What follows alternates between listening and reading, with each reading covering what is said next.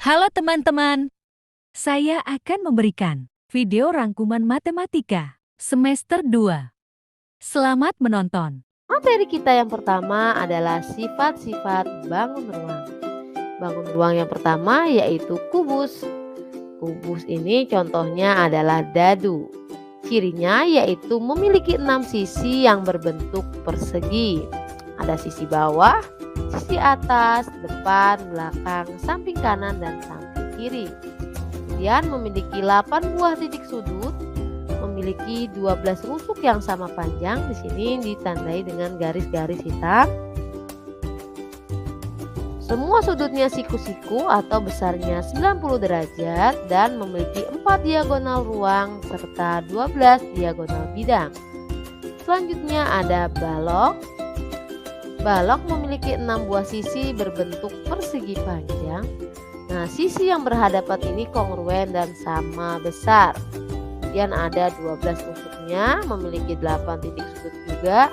Seluruh sudutnya siku-siku, mempunyai 4 diagonal ruang dan 12 diagonal bidang. Yang ketiga ada prisma tegak segitiga.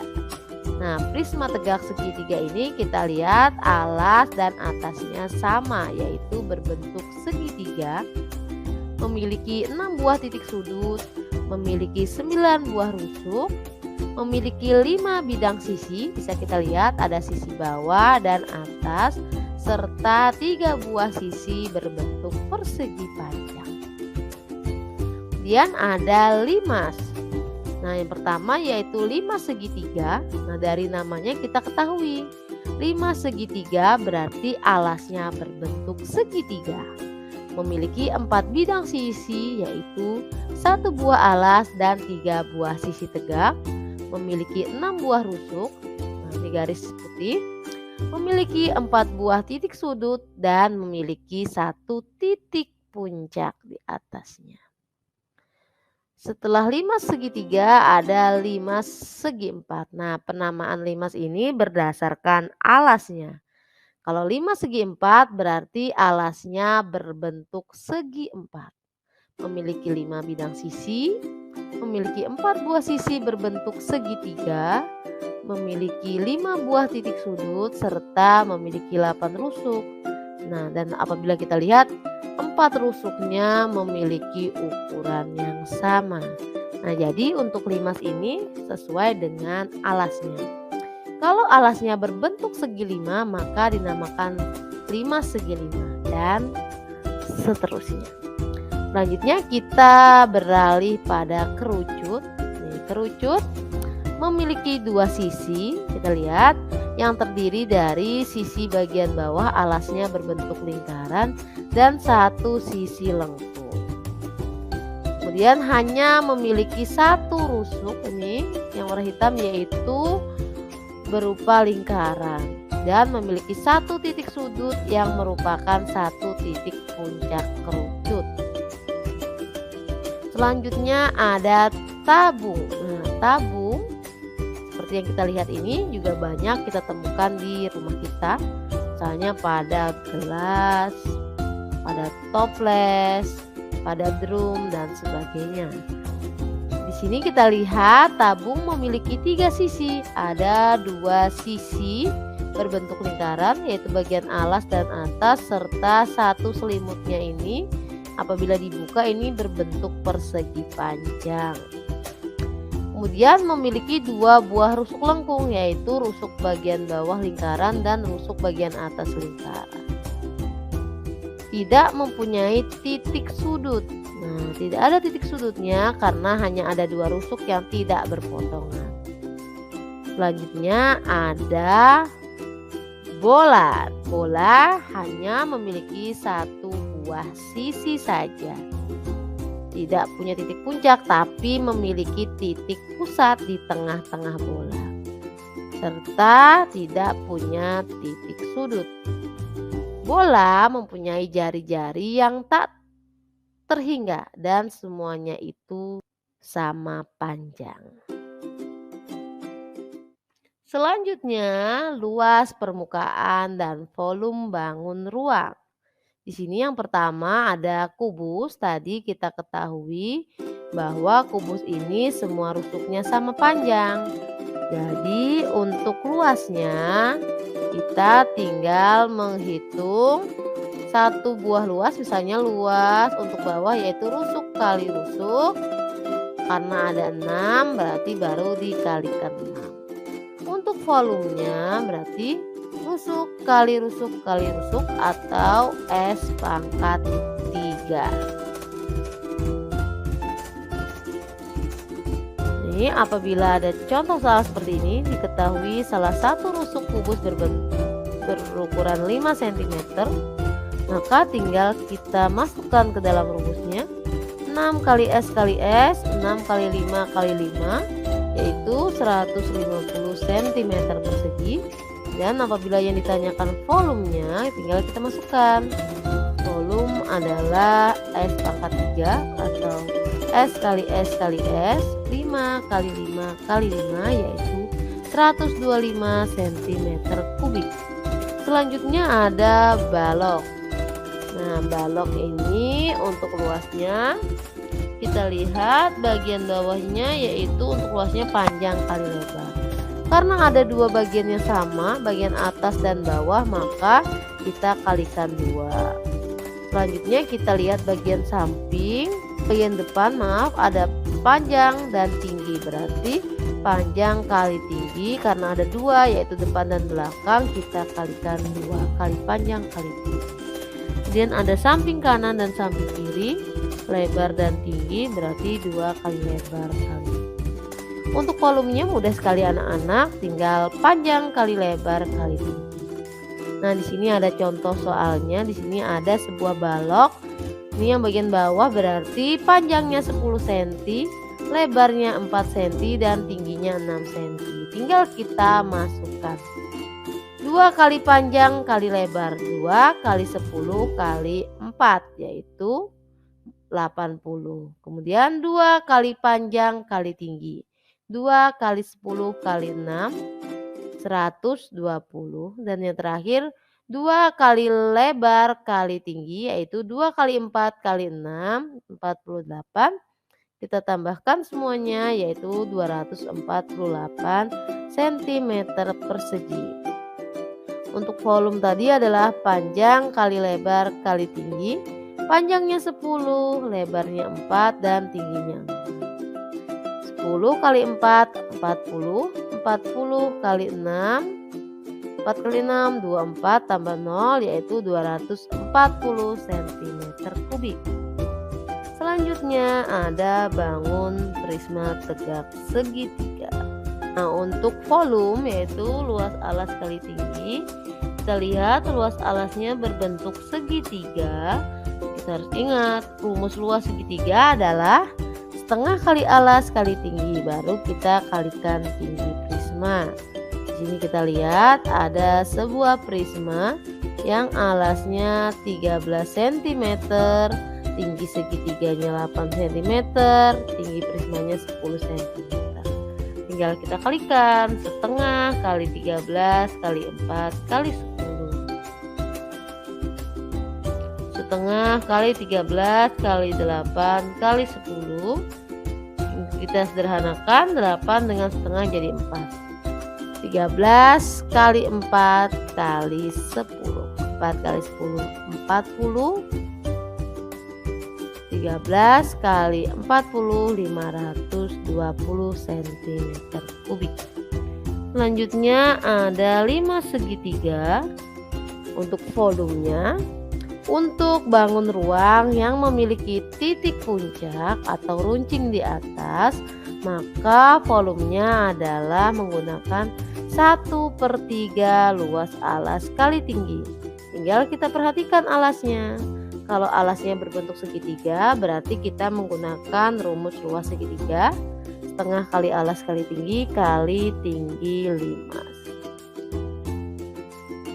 Lalu apabila alasnya berbentuk segi 4, nih rumusnya tetap sama karena memiliki titik puncak, yaitu 1/3 luas alas kali tinggi. 1/3 luas alasnya segi 4 berarti panjang kali lebar, baru kali tinggi 5. Selanjutnya ada kerucut. Nah, anak-anak ibu, kerucut juga memiliki titik puncak. Berarti rumus volumenya adalah 1/3 kali luas alas kali tinggi. Luas alas lingkaran kalian sudah belajar pada semester 1, yaitu pi kali R kali R. Berarti untuk volume kerucut adalah 1/3 kali pi kali R kali tinggi kerucut. Tabung, nah tabung juga hampir sama karena alasnya juga berbentuk lingkaran. Tapi bedanya tabung tidak memiliki titik puncak. Jadi kita tidak perlu menambahkan 1/3 di depannya. Volumenya langsung saja sama dengan luas alas kali tinggi. Ingat, alasnya berbentuk lingkaran berarti rumus luasnya adalah pi kali R baru kali tinggi tabung. Nah, anak-anak ibu perlu ingat lagi penggunaan pi. Kita sudah belajar bahwa pi pada lingkaran itu menggunakan 22/7 jika jari-jarinya atau diameternya kelipatan 7 dan menggunakan 31,4 jika jari-jarinya bukan kelipatan 7. Yang terakhir yaitu adalah bola. Bola memiliki rumus luas permukaan 4 kali pi kali R kuadrat dan volume 4/3 pi kali R pangkat 3. Ketentuan penggunaan pi juga masih sama. Nah, anak-anak ibu, itu tadi tentang volume bangun ruang. Selanjutnya kita akan belajar tentang pengolahan data. Pengolahan data adalah kumpulan informasi yang diperoleh berdasarkan fakta atau kejadian yang sebenarnya. Contohnya misalnya data nilai ulangan siswa kelas 6, data hasil panen padi dalam setahun, dan sebagainya. Nah, jadi data ini bisa disajikan dalam bentuk yang bermacam-macam. Bisa dalam bentuk tabel, bisa dalam bentuk diagram. Diagram pun banyak jenisnya. Ada diagram batang, diagram garis, dan juga ada diagram lingkaran. Lalu bagaimana untuk mengolah data? Nah, dalam pengolahan data kita dapat menentukan min atau yang disebut dengan rata-rata. Rata-rata atau min ini adalah hasil bagi antara jumlah keseluruhan data dengan banyaknya data. Nah, misalnya kita lihat di sini ada menentukan min pada data tunggal, misalnya nilai ulangan matematika NIA 5 kali berturut-turut mendapatkan nilai 70, 60, 80, 90, dan 70. Nah, maka minnya, ingat min tadi adalah jumlah data dibagi banyak data. Jumlah data berarti kita jumlahkan semuanya. 70 ditambah 60 ditambah 80 ditambah 90 ditambah 50. 7 tambah 6 13, 13 tambah 8 21, 21 tambah 9 30, 30 tambah 5 35, nolnya itu 350. Kemudian banyak data, banyaknya ulangan NIA yaitu ada 1, 2, 3, 4, 5. Ada 5 kali ulangan. Berarti tinggal kita bagikan jumlah data dibagi banyak data. 350 dibagi 5. Jadi minnya adalah 7. Nah, selanjutnya kita menentukan min pada data yang disajikan dalam bentuk tabel. Nah, misalnya di sini ada nilai ulangan siswa kelas 5 matematika. Ada nilai 6 yang mendapat jumlah siswanya ada 2, yang dapat nilai 7 ada 4, yang dapat nilai 8 ada 18, dan seterusnya. Nah, untuk menentukan jumlah data, kita kalikan nilai dengan jumlah siswa. Nah, tadi nilai 6 2 orang, 6 kali 2 12. Nilai 7 4 orang, 7 kali 4 28. Nilai 8 18 orang, 8 kali 18 144 dan seterusnya. Baru kita total, kita jumlahkan jumlah siswa semuanya berapa dan jumlah data seluruhnya ada berapa. Setelah itu baru kita tentukan minnya. Ingat rumusnya tadi yaitu jumlah data dibagi banyak data. Jumlah data setelah kita hitung ada 322 dan banyak data atau banyaknya siswa ada 40. Berarti 322 dibagi 40 yaitu 8,05. Selanjutnya ada menentukan modus. Modus adalah nilai yang paling sering muncul dalam sebuah data. Modus juga bisa dikatakan sebagai nilai dengan frekuensi tertinggi atau terbanyak. Nah, misalnya kita cari lagi nih modus nilai ulangan Nia tadi. Nia tadi mendapatkan nilai 70, 60, 80, 90, 70. Kita lihat dari nilai Nia, maka kita bisa langsung menentukan bahwa modusnya adalah 70. Kenapa 70? Karena apabila kita lihat 70 itu paling sering muncul atau Nia paling sering mendapatkan nilai 70, yaitu sebanyak 2 kali, yang lainnya hanya 1 kali. Nah, kemudian bagaimana menentukan modus pada data yang disajikan dalam bentuk tabel? Ini sama ya anak-anak, datanya dengan waktu kita menentukan min tadi. Nih ada anak yang mendapat nilai 6, ada 2 siswa. Yang dapat nilai 7 ada 4 siswa, dapat 8 ada 18 siswa, dapat 9 ada 12 siswa, dan dapat 10 ada 3 siswa. Kita lihat jumlah siswa paling banyak di sini ada 18. Nah, ternyata 18 siswa ini yang paling banyak ini mendapatkan nilai 8. Nah, jadi modusnya adalah 8 karena frekuensinya paling banyak, yaitu 18 siswa mendapat nilai 8. Yang terakhir kita akan menentukan median atau nilai tengah. Median atau nilai tengah dari sebuah data harus ini berbeda dengan modus tadi, ini harus kita urutkan mulai dari yang terkecil sampai yang terbesar. Jadi harus berurutan. Baru kita cari nilai yang berada tepat di tengah-tengah. Misalnya tadi nilai ulangannya ada dapat 70, 60, 80, menentukan 90, data 70. Pada ini masih acak, berarti harus kita urutkan dari yang terkecil. Dari 60, kemudian 70-nya ada 2 kali, 80 dan 90. Nah, datanya ada 5. Berarti yang di tengah-tengah ini adalah data yang ketiga. Nah, berarti mediannya adalah 70. Kemudian kita tentukan median pada tabel data. Ini sama, kita harus tahu dulu jumlah siswa semuanya ada 40. Nah, berarti median yang ada di tengah-tengah karena datanya genap, berarti mediannya ada di data ke-20 dan 21. Tinggal kita tambahkan. Jumlah siswanya ada 2 tambah 4 ada 6. 6 tambah 18.